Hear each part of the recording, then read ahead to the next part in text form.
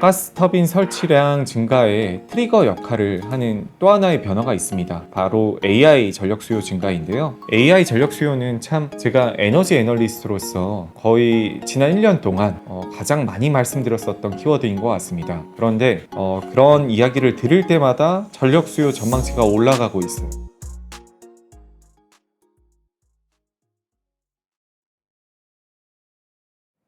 안녕하십니까. 메리츠 유틸리티 건설 담당 연구원 문경원이라고 합니다. 오늘은 가스터빈을 주제로 한번 말씀드려 보도록 하겠습니다. 저희가 에너지 르네상스 시리즈를 벌써 3번째 발간하게 됐습니다.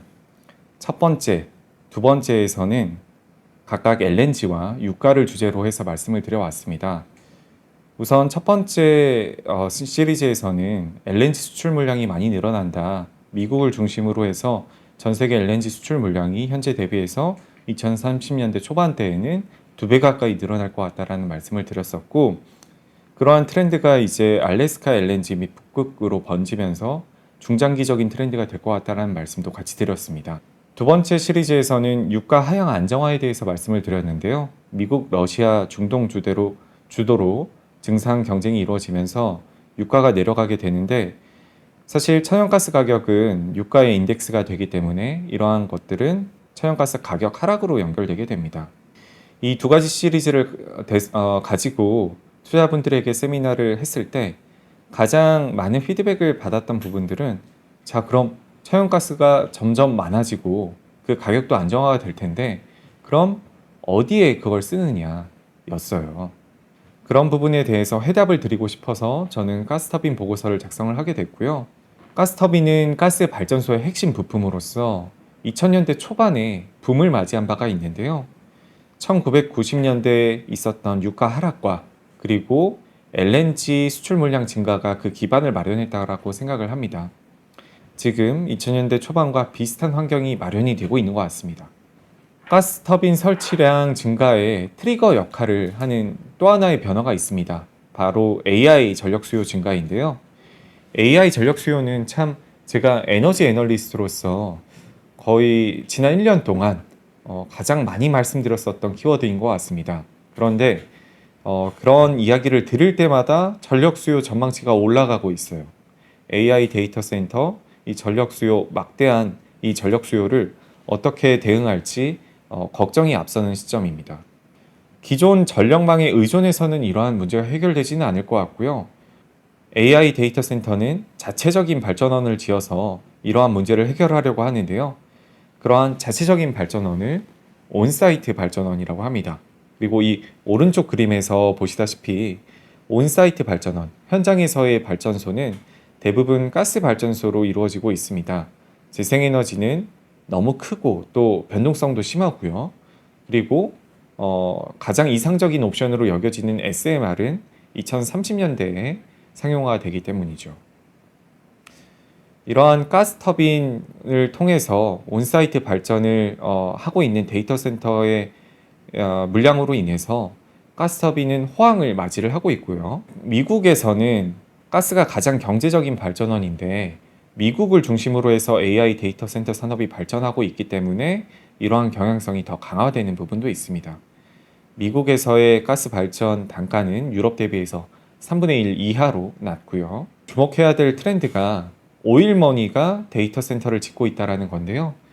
엑선모빌과 그리고 쉐브론과 같은 업체들이 석유와 가스를 캐는 거에서 그치지 않고 직접 발전소를 짓고 또 직접 데이터 센터를 건설을 하고 있습니다. 심지어 사우디나 UAE와 같은 산유국에서도 직접 데이터 센터를 짓고 있습니다. 이 오일머니들이 짓는 데이터 센터들은 그 에너지원으로서 가스를 활용할 가능성이 높다고 보고 있습니다.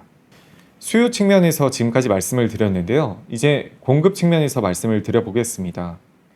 가스터빈은 제가 스터디했던 모든 기자재 중에 가장 공급이 제한적인 것 같습니다. 보고 계시는 10개 남짓한 공장이 전 세계 가스터빈 생산 공장의 거의 대부분을 표시했다라고 해도 과언이 아니고요. 생산할 수 있는 업체는 단 3곳뿐입니다. GE 버너바, 지멘스 에너지, 그리고 미쓰비시 중공업이고요. 이 3개 회사가 마치 삼성전자, 하이닉스, 마이크론이 메모리 반도체 시장을 지배를 하는 것처럼 전 세계 시장을 과점하고 있는 가운데 우리나라의 두산에너빌리티가 글로벌 시장 진입에 시도하는 환경입니다. 왜 이렇게 과점적인 구조가 형성이 됐을까? 근본적인 원인은 첫 번째로 기술적인 진입 장벽에 있습니다. 가스터빈은 아주 어려운 기술입니다. 심지어 중국조차 가스터빈 기술을 확보하지 못했을 정도이고요. 가스터빈의 구동 원리를 보면 물을 끓여서 증기의 힘으로 운영되는 것이 아니라 공기와 가스를 연소시켜서 그 불꽃의 폭발력으로 이 터빈을 돌리게 되는데 아주 효율적이지만 이 내부의 온도가 1500도에서 1600도까지 올라가고 압력도 아주 높아지는 등 환경은 아주 극한까지 변화하게 되고요. 이런 극한 환경을 견디기 위해서 높은 수준의 소재 기술력과 가공 기술력이 필요하게 됩니다. 그리고 유지보수 중심의 이익 구조도 진입 장벽으로서 작용을 하고 있습니다. 가스 터빈사들은 처음에 판매할 때 벌어들이는 매출보다 이 가스터빈을 유지보수하면서 벌어들이는 이익이 더 많습니다. 굳이 따지자면 유지보수에서 벌어들이는 그 이익이 판매 매출보다 거의 3, 4배 높다라고 해도 과언이 아닐 것 같은데요. 신규 진입자 입장에서는 십수년간의 R&D 기간을 거쳐서 개발에 성공했다고 해도 이 유지보수 기반이 쌓일 때까지 기다려야, 한 10년은 더 기다려야 이익을 벌 수 있다 보니까 사실 진입을 하려는 그 의지 자체가 없어지는 상황입니다. 문제는 신규 진입자가 없을 뿐만 아니라 기존 회사들 역시 설비 투자에 소극적이라는 부분인데요. 제가 파악한 바에 따르면 GE 버노바 1등 업체 정도만 생산량 확대 계획이 있고요. 나머지 지멘스, 미쓰비시는 계획이 없습니다. GE 버노바조차 기존 공장의 생산성 효율화를 통해서 생산량을 늘리는 것이지 신규 공장 증설 계획은 없습니다. 왜 이럴까요? 분명 가스터빈은 호황인데 투자를 안 하는 이유가 있습니다. GE와 지멘스는 2017년에서 2019년 사이에 가스터빈의 수요 급감 때문에 수천 명 그리고 10,000명이 넘는 가스터빈 사업부의 감원을 시행한 바가 있습니다. 2020년에서 2023년에는 미래 성장 동력으로 여겨져 왔었던 해상풍력 사업부에서 큰 규모의 손실을 본 바가 있고요. 이런 상황에서 2024년이나 2025년에 갑자기 가스터빈이 좋아졌다라고 해서 여기에 신규 투자를 결정할 수가 있을까요? 어렵겠죠. 그리고 만약에 하고 싶다고 하더라도 소재와 인력을 구하는 게 굉장히 어렵습니다. 우선 소재 측면에서 가스터빈을 제작하기 위해서는 초고온을 견딜 수 있는 니켈 기반의 초합금철이 필요한데 그 초합금철을 제작하는 업체의 주가가 이 왼쪽에 나와 있습니다. 아주 좋죠. 이 주가가 말해주고 있듯이 초합금철 시장은 굉장히 쇼티지 상황에 놓여 있고요. 가스터빈 시장도 좋지만 더 큰 전방 시장인 항공기 시장에서의 수요도 동반 상승을 하고 있기 때문에 이 초합금철의 이제 수급을 구하기가 이 초합금철을 구하기가 상당히 어려워지고 있는 상황입니다. 그리고 인력 부족 역시 문제인데요. 가스터빈 제작에 엄청나게 많은 인력이 필요하지는 않지만 고숙련 인력이 필요하다는 점이 문제입니다. 학사와 석사를 마치고 5년간의 경력이 필요하다던가 아니면 10,000시간의 현장 실습이 필요하다던가 이런 식의 고숙련 인력이 필요한데 이런 인력이 뚝딱 구해지기가 어렵다라는 것이 문제입니다.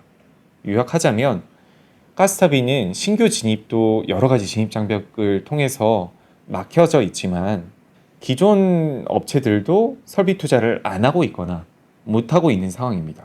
이런 상황에서 미국을 중심으로 해서 가스터빈 수요가 폭증하고 있죠.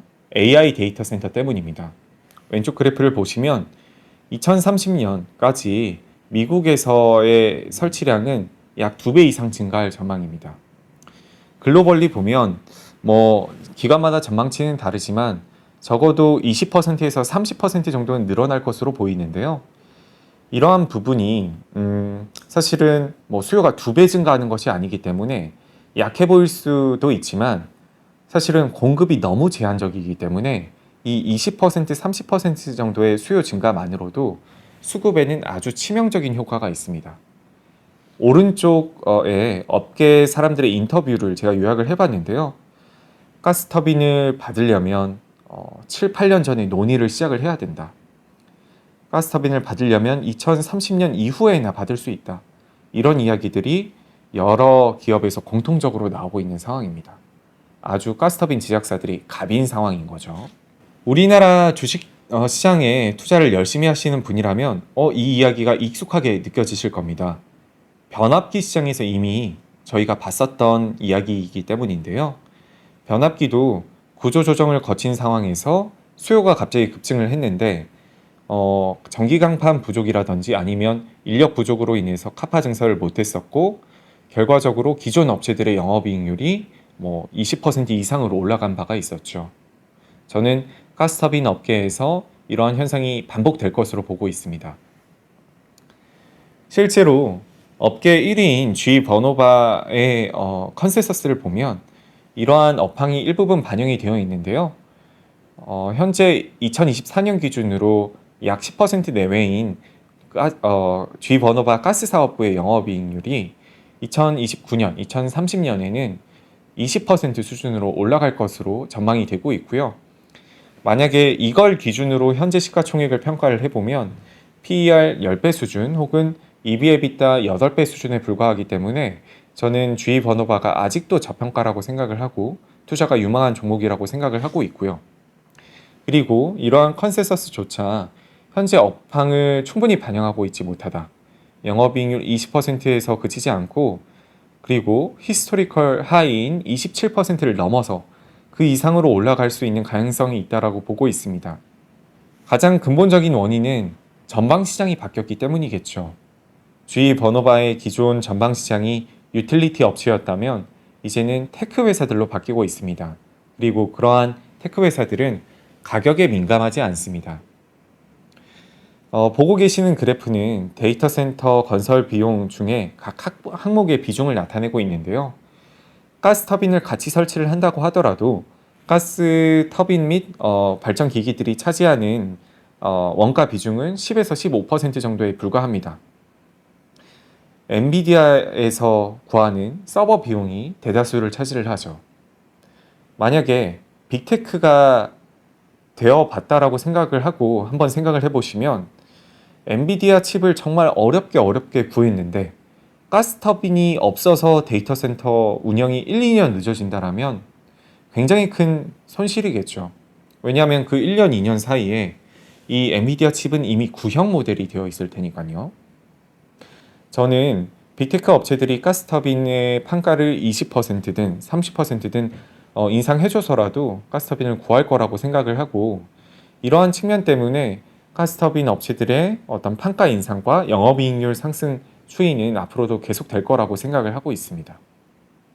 만약 G 버노바를 유틸리티 밸류 체인이 아니라 ASML과 같은 테크 업체로 본다면 영업이익률 30%, 40%가 이상하지 않다라고 보고 있습니다. 자, 이제 글로벌 가스터빈 시장에서의 점유율 그리고 투자 옵션을 한번 살펴보겠습니다.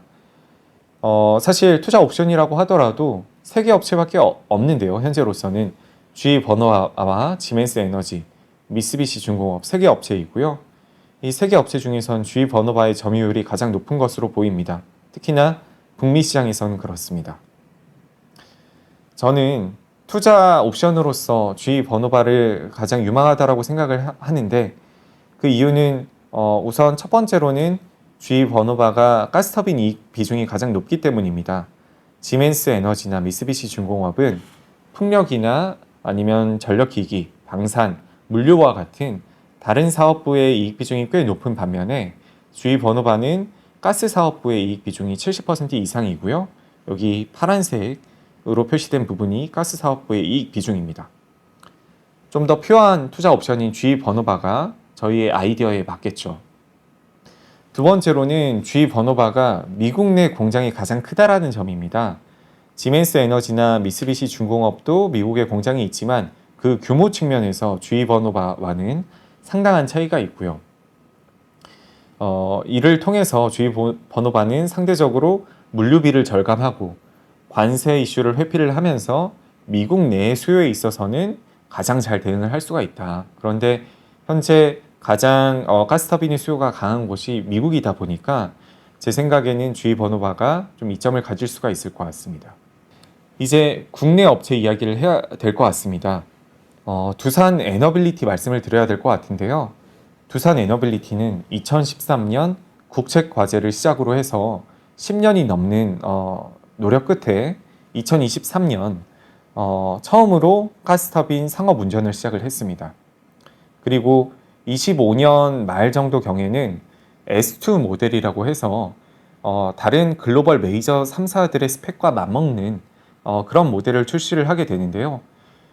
이 모델의 상업운전이 올해 말에 예정이 되어 있는데 이 상업운전을 기점으로 해서 글로벌 시장에서의 위치가 엇비슷해진다 이렇게 보고 있습니다. 스펙 측면에서는.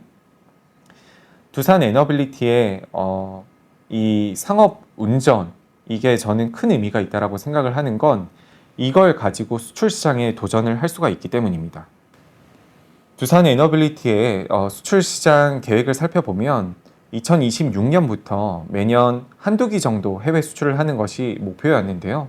사실 최근에 들어서 미국 데이터 센터 고객을 중심으로 해서 관심도가 굉장히 높아지고 있습니다.